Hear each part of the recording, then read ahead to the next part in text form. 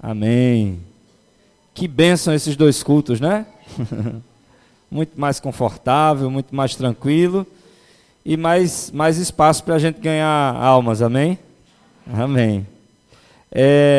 Meus irmãos, eu pedi para o pessoal da Jocum vir aqui compartilhar um pouco do que tem sido esse tempo deles aqui conosco, né? Eles já estão há quase um mês com a gente, se não há mais que isso, né? Mais do que isso. E estiveram lá trabalhando os primeiros 15 dias na Zona Sul, depois tiveram uma temporada em Barra de Camaratuba, e eu já soube assim dos testemunhos, da forma como Deus tem derramado graça sobre eles. Valfredo especialmente ficou encantado com a presença deles lá. Lá em Mataraca também, muitas histórias interessantes. Então, eu queria convidar alguém representando aí essa equipe da Jocum que está conosco para falar do que tem sido esse tempo e por que não dizer dos novos desafios, porque nós já estivemos lá sexta-feira e sábado na região lá da nova sede, e Deus já tem feito grandes coisas. Amém? Paloma? Amém.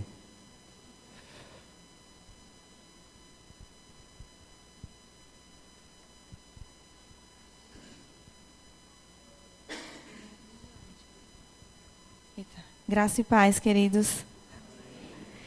Então, nós tivemos um tempo maravilhoso com a Sal e Luz, como o pastor falou, com a Sal e Luz lá da Zona Sul, onde Deus fez coisas maravilhosas. E o incrível é que quando nós viemos para aqui, para o nosso prático, nós tínhamos no coração e no nosso pensamento que Deus nos usaria muitíssimo. E nós surpreenderíamos, nós surpreenderíamos mesmo as pessoas através da palavra de Deus, da unção de Deus, do amor de Deus. Só que, gente, é incrível, mas nós fomos surpreendidos por esse amor e constrangidos por esse amor de Deus. Deus, ele nos permitiu ver como que é maravilhoso e como que é lindo e é especial e diferente passar esse amor para as pessoas. Eu imaginei que, tipo assim, falar de Deus era você chegar e falar assim: olha, Jesus te ama, Ele tem um plano na sua vida, Ele morreu por você. Coisas desse tipo que a gente está acostumado a ouvir e sabe que é isso também. Só que eu descobri que eu posso falar de Deus no sorriso e que eu posso falar de Deus no silêncio. Quando eu chego, que eu abraço, que eu chego para a pessoa e digo assim: eu posso te ajudar? Eu posso varrer aqui com você? Eu posso ficar aqui perto de você um pouquinho? E isso é uma forma de você também demonstrar o amor de Deus. E falar desse amor, mesmo que não seja com palavras, porque por mais que Paloma procurasse palavras hoje para descrever o amor de Deus e as coisas que Deus tem ministrado ao coração dela e à equipe, no caso Paloma e eu não teria palavras. Não existiriam palavras que fossem capazes de expressar o amor de Deus, a grandeza de Deus e o que Deus tem feito. Deus tem nos surpreendido muitíssimo. Através de conversões, nós esperamos isso, mas você nunca imaginou que você chegasse e uma dança tocasse o coração de alguém. E às vezes você faz uma peça e você está ali sentindo, tipo assim, meu Deus do céu, eu estou fazendo esse papel aqui, e chega alguém e diz assim: e eu estava como você. E eu era ali, eu era você ali. Eu estava desse jeito, mas eu queria te pedir uma coisa: ora por mim que eu quero entregar a minha vida a Jesus. E é gratificante. Em Mataraca e lá em Barra, foi também maravilhoso. É uma cidade muito linda, as pessoas são maravilhosas, o povo é muito carente de Deus, muito carente de amor. E uma das estratégias que Deus nos deu foi: unja a cidade, ore por ela. E enquanto nós orávamos por essa cidade, Deus, ele colocou no nosso coração um amor muito grande por essa cidade. E quando você ama algo, ou quando você ama alguém, você se doa mais e você faz coisas que você nem imagina por essa pessoa ou por esse algo que é especial. E eu agradeço a Deus porque Ele nos presenteou com vocês, Ele nos presenteou com Barra, com Mataraca, com a Zona Sul. Eu quero agradecer a vocês de coração pela oportunidade que vocês nos deu de fazer Deus conhecido, levando também o nome da Sal e Luz. E muito obrigada. Eu peço a vocês que orem por nós. Quero dizer para vocês que vocês estão no nosso coração.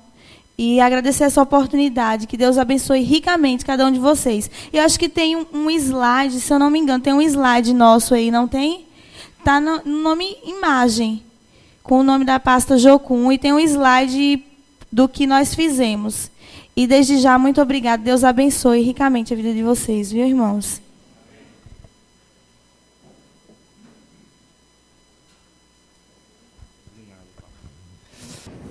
Glória a Deus.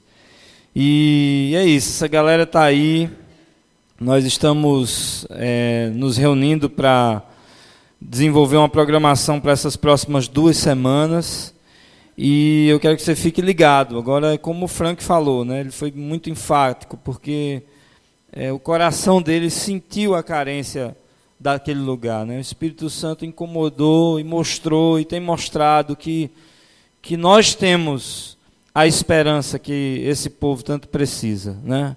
E às vezes a gente fica aqui no nosso conforto, na nossa acomodação, felizes porque fomos salvos, e é por isso também que a gente tem ministrado desde domingo passado a respeito de um batismo de amor, né? Dessa necessidade que a gente tem de uma visitação de Deus que nos traga a nossa real consciência, né? E a real condição dessa humanidade que não conhece a Deus como nós conhecemos.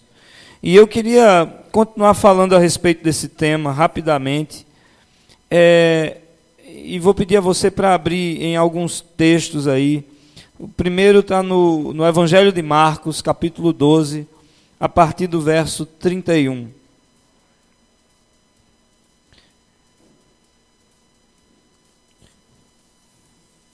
Marcos, capítulo 12, a partir do verso 31. Nós vamos ler pelo menos 2 trechos da palavra. Marcos 12, a partir do verso 31, aliás, só o verso 31. No verso 30, Jesus está falando a respeito do maior de todos os mandamentos, que é amar a Deus com todo o teu coração, com toda a tua alma, com todo o teu entendimento, né? Esse é o primeiro e maior mandamento. O verso 31, Jesus vai dizer: o segundo é este: ame o seu próximo como a si mesmo. Não existe maior mandamento do que esses. Vamos repetir só o segundo mandamento, que é: ame ao seu próximo como a si mesmo. Agora, dê um pulinho em João, Evangelho de João, capítulo de número 13, versos 34 e 35. João 13, versos 34 e 35.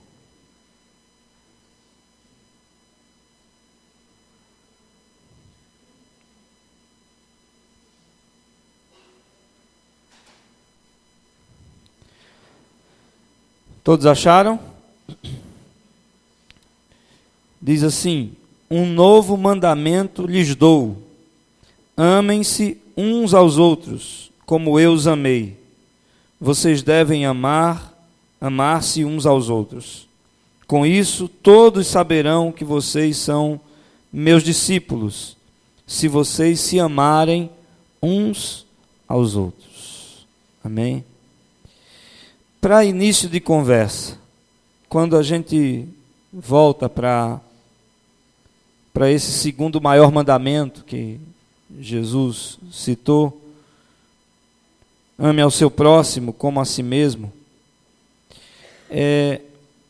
Alguém já disse que é impossível para qualquer pessoa amar ao próximo se antes ela não consegue amar a si mesmo.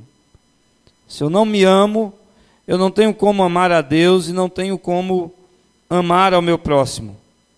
Porque esse amor ao próximo depende do amor próprio. Agora,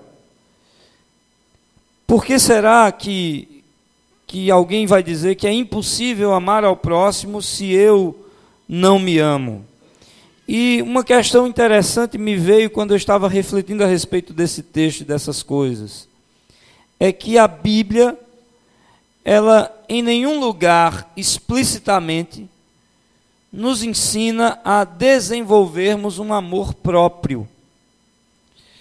Se você analisar as Escrituras, você vai ver um mandamento, e o primeiro mandamento como amar a Deus.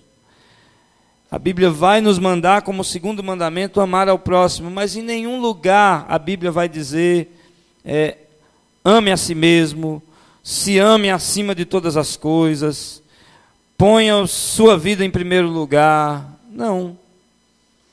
E isso por pelo menos duas razões. A primeira é que, biblicamente, o amor próprio é algo inerente ao ser humano. É algo que está, ou pelo menos deveria estar, dentro da sua própria estrutura natural.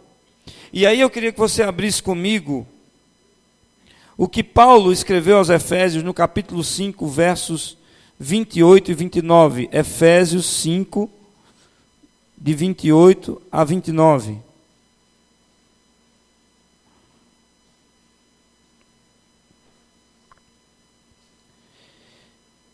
Paulo diz, falando a respeito do casamento: da mesma forma, os maridos devem amar cada um a sua mulher como a seu próprio corpo. Quer dizer, Paulo não está levando em questão se o sujeito tem autoestima ou quer dizer, uma superestima ou uma baixa autoestima. Ele está considerando que naturalmente todo mundo tem um corpo, gosta de si mesmo, considera esse corpo, e ele diz: cada um deve amar a sua mulher como o seu próprio corpo. Aí ele continua: quem ama a sua mulher, ama a si mesmo. Além do mais, ninguém jamais odiou o seu próprio corpo, antes o alimenta e dele cuida, como também Cristo faz com a igreja. Quer dizer, esse amor próprio, biblicamente, deveria ser algo natural, deveria ser uma tendência natural, quase que como instintiva. Mas na realidade, especialmente na época em que nós estamos vivendo, muitas vezes nós encontramos pessoas que têm crises consigo mesmas, crise de identidade, crise de amor, e isso por uma série de razões que nem vale a pena tocar aqui, mas há pessoas que de repente na sua formação tiveram uma deformação por conta das circunstâncias ao seu redor, uma ausência paterna, abuso. Tem gente que, especialmente no campo familiar, enfrentou ausência, rejeição, acusação, abandono, não sei. Isso vai gerando uma série de crises emocionais, medo, isolamento, depressão. E hoje em dia essas coisas são muito naturais, né? A gente ouve muito falar nessas coisas. Mas essas coisas vão desencadeando aquilo que na psicologia é chamado de uma pessoa com baixa autoestima. É uma pessoa que está, em relação a esse amor próprio, em déficit. Ela está se sentindo aquém. Ela não vive o padrão que Deus estabeleceu ou idealizou para ela, ela está sempre aquém disso. E aí, nós vemos, num outro extremo, pessoas que encaram esse amor próprio com uma certa supervalorização desse amor. E ela passa de uma baixa autoestima, de um estado de desamor próprio, para um super amor próprio, e que podemos simplesmente chamar de egoísmo. Ela está no centro da sua vida. Tudo gira em torno da sua vontade. E a pessoa egoísta, na realidade, ela é infantil. Porque ela espera que tudo ao seu redor lhe sirva. Que tudo ao seu redor corresponda às suas expectativas. O egoísta tem a si mesmo no centro da sua vida. E aí, os livros de autoajuda estão aí para alimentar o ego dos desavisados. E a grande razão pela qual a Bíblia não nos diz, ponha você em primeiro lugar, ou ame-se acima de tudo, é porque Deus sabe do nosso potencial para o egoísmo. Em sua infinita sabedoria, a Bíblia sabe que esse tipo de estímulo rapidamente vai nos levar à ruína. Porque a humildade precede a honra, diz a palavra de Deus. Mas o orgulho leva à ruína. Agora, a grande questão é como nesse pêndulo entre a baixa autoestima e a super autoestima nós chegarmos no ponto central, naquele tipo de amor que Deus idealizou. Numa forma de nos vermos como Deus nos vê, de nos amarmos como Deus nos ama. E aí, para que a gente venha entender esse ame ao seu próximo como a si mesmo, para a gente ter uma compreensão melhor, eu queria que você abrisse comigo em Lucas 6:31. Porque Jesus vai usar essa mesma palavra, mas com uma outra linguagem. Lucas 6:31. O que é que significa ame ao seu próximo como a si mesmo? Jesus diz assim: como vocês querem que os outros lhe façam, façam também vocês a eles. Vamos repetir? Como vocês querem que os outros lhe façam, façam também vocês a eles. Esse é o que os estudiosos chamam de a regra áurea do mandamento de Deus. O suprassumo de tudo que está na Bíblia em relação às relações interpessoais.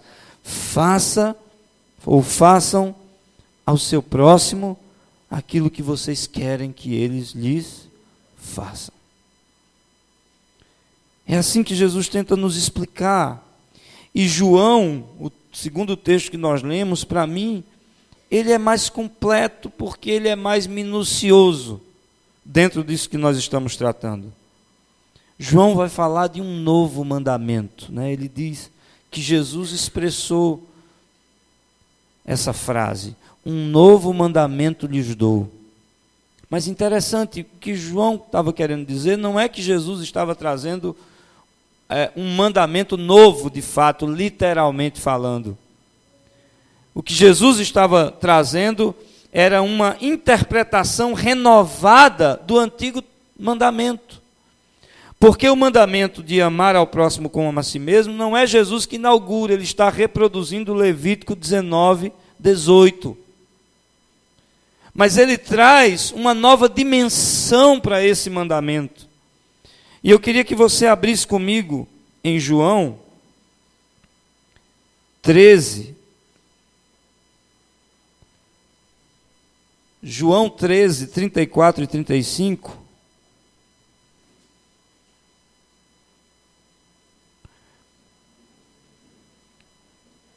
para que você possa entender melhor. Ele diz: um novo mandamento lhes dou, amem-se uns aos outros. E aí Jesus coloca um tempero novo nessa história. Um tempero que para muitos pode parecer até uma pimenta malagueta daquela que, né, Davi e Tiago, que são baianos, né? Tem gente que gosta da pimenta quente, mas Jesus está dizendo: como eu os amei. Então não é só amar aos outros como a si mesmo. Amem-se uns aos outros como eu os amei. E eu não sei se você está aqui nessa noite com essa síndrome da supra-autoestima. Porque tem gente, de fato, que se sente maior do que os outros. Melhor do que os outros. Eu sou mais responsável, eu sou mais organizado, eu sou mais temente a Deus, eu sou mais santo, eu sou mais puro, eu sou mais perfeito em todos os meus caminhos. Está repreendido em nome de Jesus. Não, porque eu posso, se eu quiser eu vou lá e compro, se eu quiser eu vou lá e faço. Não, porque eu sei, eu estudei. Está repreendido em nome de Jesus. Nem também adianta ficar churamingando aí, né? Segundo o pastor Samuel Coelho, é o crente chupetinha. Já ouviu falar? É chupetinha porque ele é carioca, né? Chupetinha. Porque o irmão não fala comigo, esse diácono só quer ser, né? Esses diáconos deviam ser diábolos, porque nem fala com a gente direito, só porque é a liderança da igreja. É crente chupetinha. Problema de autoestima. Está desconfiado, o tempo todo desconfiado. Está saindo ali na porta da igreja, os irmãos estão conversando, aí dão uma gargalhada. Estão falando de mim. Isso é de mim. Né? Cuidado.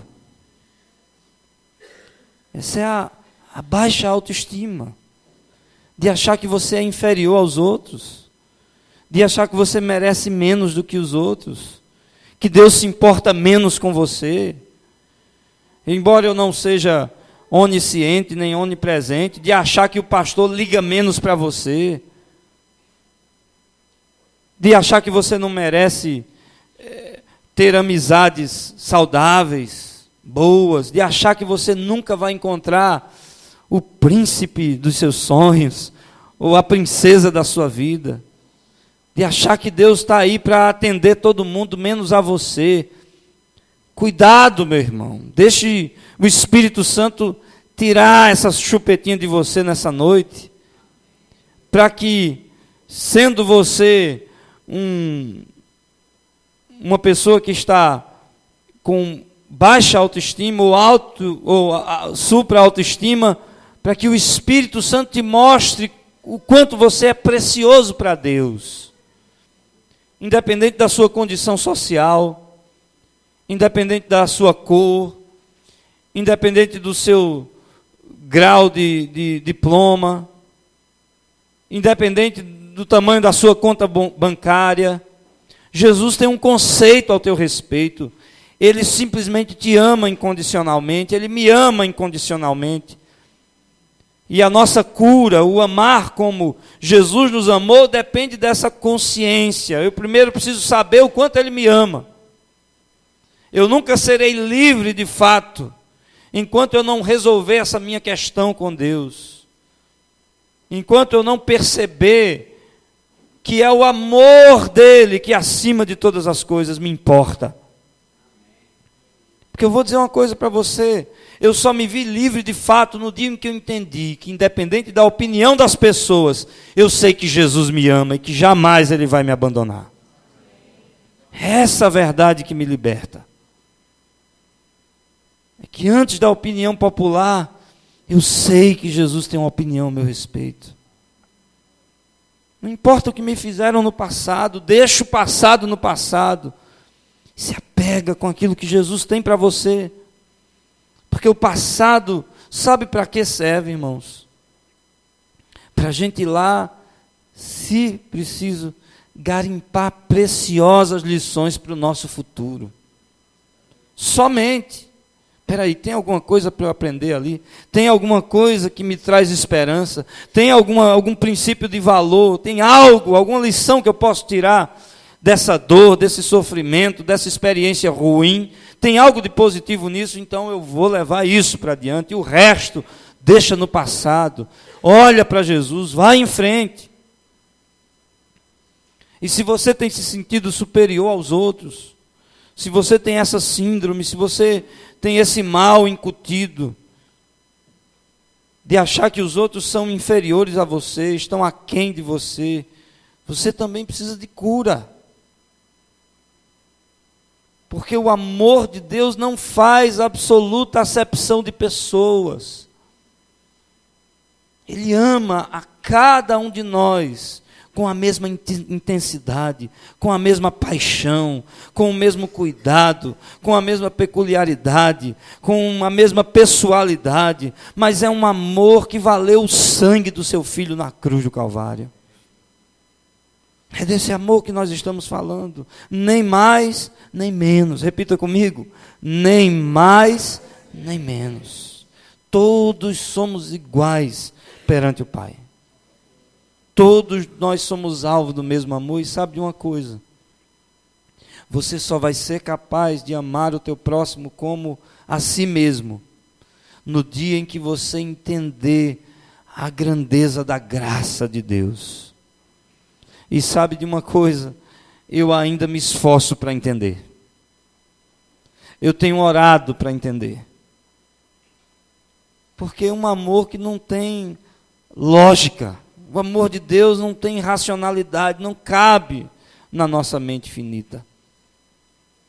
Por mais que a gente seja falho, por mais que a gente seja limitado, por mais que a gente erre, Ele insiste nos amando, Ele insiste nos atraindo, Ele insiste em ir atrás de nós. E é essa renovação de entendimento que Jesus traz para a gente a respeito desse mandamento, irmãos. Quando Ele diz um novo mandamento lhes dou, Ele na verdade está querendo dizer, olha, renove a sua mente, meu filho, minha filha, em relação à intensidade do meu amor por você. Deixe o seu coração ser renovado nesse rio de amor e entenda que independente de você, eu te amo. E é com esse mesmo amor, como eu vos amei, eu quero que você ame o seu próximo. É isso que Jesus está dizendo. Como eu os amei. E Jesus, diante disso, a gente pode entender que Ele cumpriu muito mais que o mandamento. Porque Ele amou muito mais do que a si mesmo. Como assim Ele amou mais do que a si mesmo? Na realidade, Jesus se deu por nós. Ele se entregou por nós. Ele amou muito mais a nós do que a si mesmo. Ele entregou a sua vida. Ele abriu mão de tudo mais. Por amor a mim, por amor a você, por amor a essa humanidade perdida, que não conhece esse amor.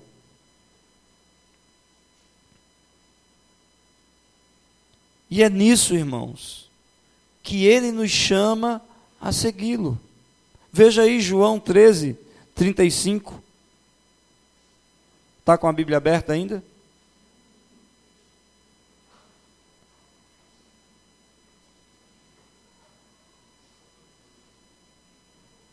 O que é que diz aí? João 13, 35.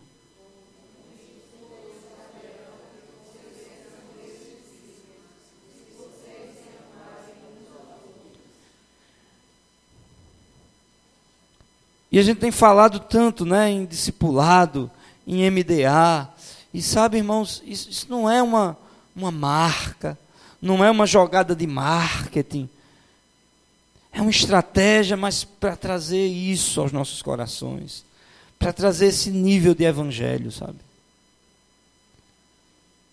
Da gente chegar ao ponto de amar ao próximo, não apenas como nós amamos a nós mesmos, mas de amar ao próximo como Ele nos amou. Chegando ao ponto de entregarmos a nossa própria vida em favor do outro, por amor ao outro. Nisto conhecerão que sois meus discípulos, se vos amarem uns aos outros.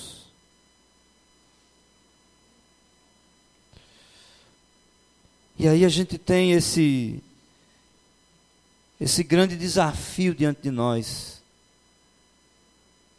que é o de alcançarmos os perdidos. Falarmos do amor de Deus, de alguma forma transmitirmos o amor de Deus para quem está junto de nós. E sabe, irmãos, eu creio que as coisas estão mudando em nossos corações como igreja e para melhor. Eu creio, eu tenho visto em minha própria vida. Deus tem operado esse avivamento, mas sabe o que é que eu percebo também? É que nós somos muito tímidos. Meu Deus, como nós somos tímidos. A palavra diz assim, em Apocalipse capítulo 3, escrevendo à igreja de Laodiceia, que aquela igreja era uma igreja morna. Ele diz, quem dera fosses frio ou quente, mas porque és morno, estou a ponto de vomitar-te da minha boca. E quando eu digo que nós somos tímidos, é porque isso tem alguma relação com essa mornidão. Mornidão.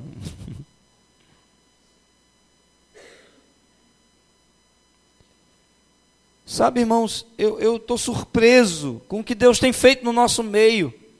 E como ainda nós somos uma igreja comportada, como nós somos ainda uma igreja normal, como nós somos uma igreja ainda a nível tradicional. Por que você está dizendo isso, pastor? Sabe por quê? Desde que o Aviva terminou, que eu escuto testemunhos de cura no nosso meio. Pergunta para quem está do seu lado, você sabia disso? Pergunta para quem está do outro lado, você ouviu falar disso? Eu ouvi falar disso.